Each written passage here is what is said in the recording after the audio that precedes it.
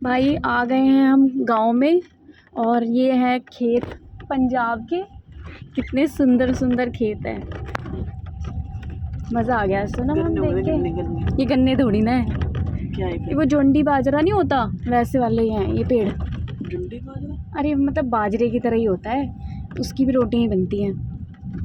तो ले ली फिर। काट के गाड़ी में रख ले।